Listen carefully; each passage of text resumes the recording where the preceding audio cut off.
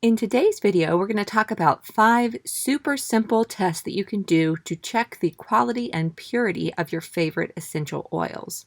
If you want to learn more about this, you can pick up this book by Jen O Sullivan. I'll provide a link for you, but I'm super excited to share this with you today. Let's dive right in.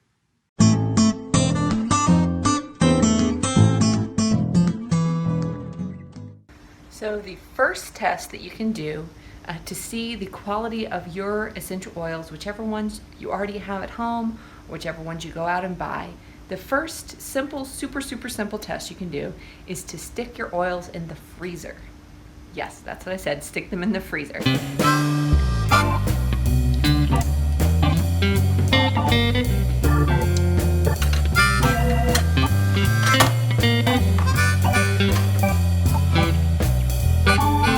If they freeze, then they contain water.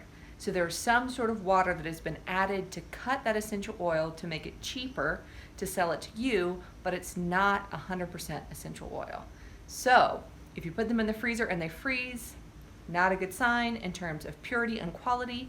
If you put them in the freezer and when you open them up, the freezer up a whole bunch of hours later, maybe try 8 hours, if they're not frozen, then good to go. So you're supposed to do this with new oils, with closed oils, and I assume that's just because no moisture from the air has gotten in or anything like that. But I don't have closed essential oils because I use them all the time.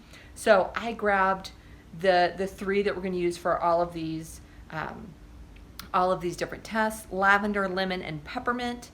I actually were traveling, so I didn't have my peppermint, so I used spearmint. But lavender, lemon, and peppermint or spearmint, and put them in the freezer. I'm going to go ahead and show you. I put them in the freezer earlier. Let's go check on them now. All right, here they are. Lavender, lemon, spearmint. I'm not exactly sure. Show this to you. Will you be able to see it moving? Oh, maybe you can hear that. That one's liquid. Okay. That one's liquid. Oh, and that one's liquid too. All right.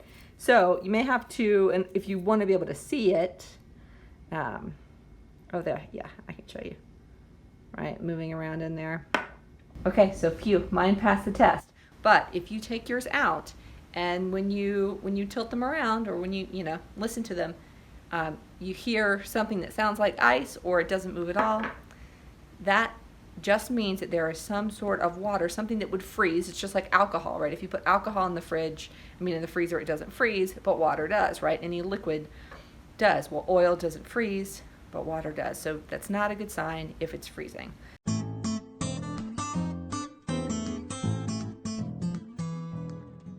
So we've done the first test, which was the freeze test, right? And that would basically tell you if there was any water in your essential oils. This second test is going to be the smell test. So what you're going to do is check out the top, middle, and bottom notes on your essential oil. What do they smell like, and how does that smell affect you? So first thing you're going to do is grab your bottle. Now, of course, I was recommending doing peppermint, lavender, and lemon. For all of these tests, they're basic ones that most people would have no matter what company they happen to be using. So I'm going to show you with lavender. So you're going to open your bottle and just smell the top note. First thing that you smell. What does that smell like? Okay, then you're going to drop some on your hands. Rub that in, smell that. And it's going to smell slightly different than it did when you were just smelling the bottle. So now you're getting some middle notes.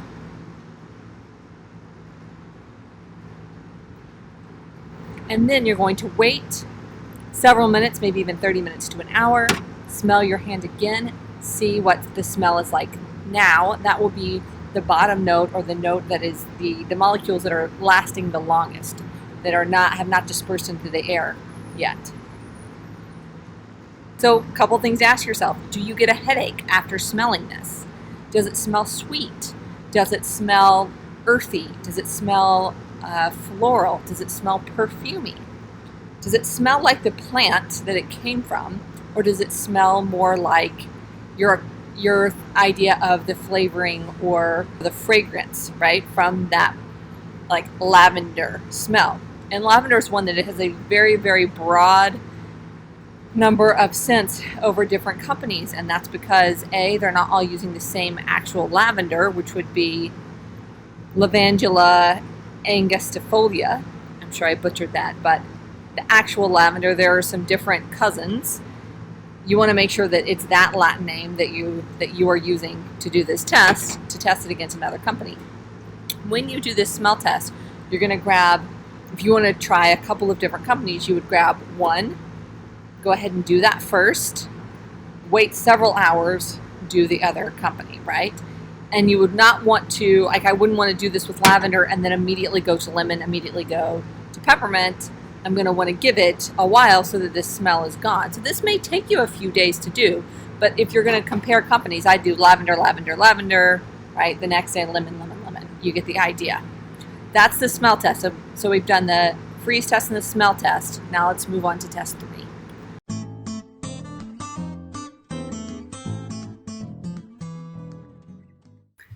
So the last test that we did was the aroma test, the smell test, to see if you were smelling anything weird in the essential oil. Was it smelling more like a fragrance oil, more like a perfume? Was it smelling like something was added to make it seem extra sweet? Or was it smelling really like you just picked up a whole bunch of lavender and shoved it in your face and smelled the plant, right? And that is a way to know if they're adding any natural flavors, fragrance oils, any even chemicals. If you get a headache from that smell, something is off. You shouldn't get a headache from a natural botanical, right? The next test is a way that's even more specific to figure out if there are any added chemicals. What you're going to do is attempt to create a chemical reaction between the added chemicals in an oil brand. Of course, if there's not one, hopefully that means there's no chemicals, right?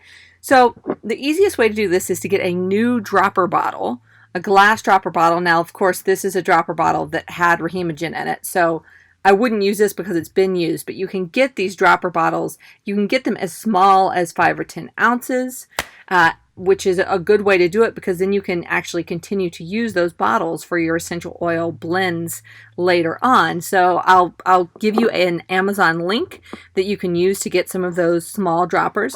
So of course this is a 15 ml size, right? This is a 5 ml size. Okay. So somewhere in there, if you get a dropper bottle this size, then you can use that for your blends later on. But what you're going to do is you're going to take your 3 essential oils, lavender, lemon, and peppermint, and you are going to drop 10 drops of each into your brand new fresh, not used like this one, brand new fresh dropper bottle. You're going to put 10 drops of each one. That is going to allow you to create a blend, allow these molecules to join together. You're going to give that 24 hours and see what happens.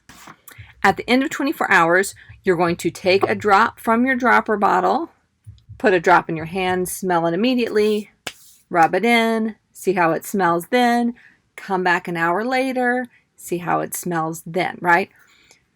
Does it smell chemically? Does it smell funky? Does it smell weird in a way that it doesn't just smell like you took lavender, lemon, and peppermint and combined them together? If it smells off, that is a huge red flag that there are some extra chemicals in here that created a chemical reaction that is letting off something that you don't want.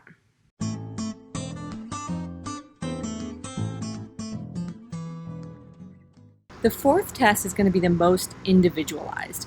This is the action test, the breadth of action. What does this essential oil do for you? After all, this is why we're using it. Some of these tests will help you know if it's harmful for you, right? But this test is really to know, does it help you? So you would grab your essential oil, you would grab your lavender, you would put a drop in your hand, rub forehead, temples, back of neck, okay, even on cheekbones, near your nose. Get this all around your head.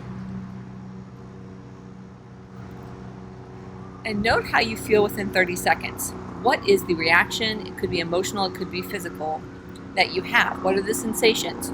Cooling, heating, sharp, soft feeling. Does it sting, right? So what are the sensations that you get, and what are the perceived benefits or the perceived negative reactions that you have to this oil? Apologies for the airplane if you can hear that.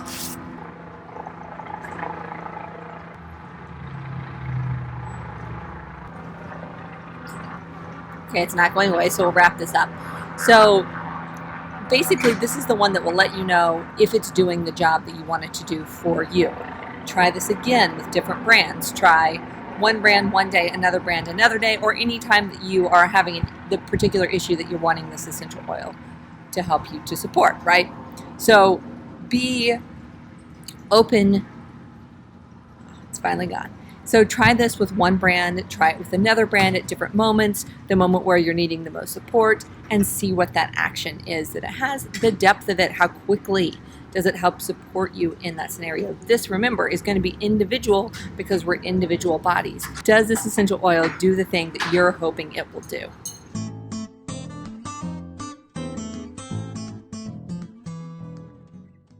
And it's time now for our final test. So this last test is called the filler test. This will let you know if there are any added oils that are taking up space in the bottle and not being essential oils. So they've made this cheaper for them to make because they've put some amount of peppermint, spearmint, lavender, lemon, orange, whatever in the bottle, and then they've put a bunch of other stuff in there to fill up the rest of the bottle.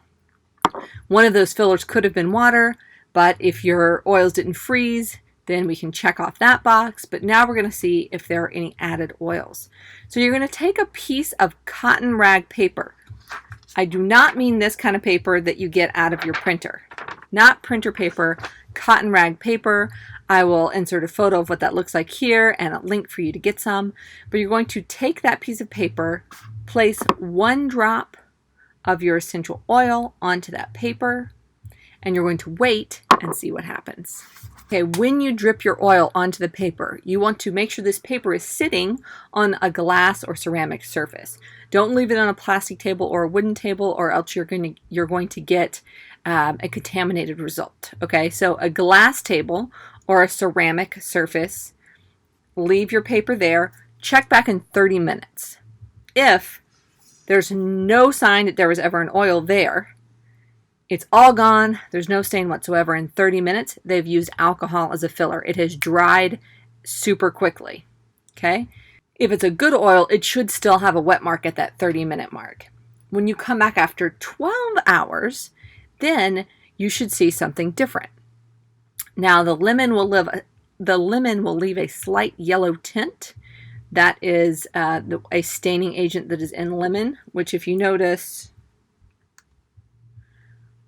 well, you can't see this here, but if you open the top of your lemon bottle cap, some of the oil stained inside. That's a natural occurrence of that oil. But if your lemon leaves a green tint or some other color, that's weird, that's not good. If your lavender or your peppermint show any sort of an oil mark left over after 12 hours, they are using a carrier oil as a way to fill up that bottle of oil and give you less essential oil. Now, the main problem with this is threefold. One, you might have thought you were getting an entire bottle of lavender, and yet you're actually not. If you still have that wet mark on your paper after 12 hours, you're actually getting filler with the lavender oil, so you're not going to get as potent an effect. The second potential issue is just the fact that if they didn't tell you that was in there and it is in there, now the honesty of the company is in question. And the honesty of a company that is selling you something that is supposed to benefit your health is a scary thing. If they are not an honest company, I wouldn't want to do business with them. The third thing is that if it has a carrier oil in it and they haven't told you it has a carrier oil in it, then what is that carrier oil? You don't know if it's a good or a bad carrier oil. So you want to make sure that if you have an oil bottle that is labeled 100% pure and you do this test and it has an oil mark at the end, that you realize that you were not getting what you thought you were paying for. So that's it. So we've got a freeze test, a smell test or an aroma test. We've got a synergy test. We've got a breadth of action test.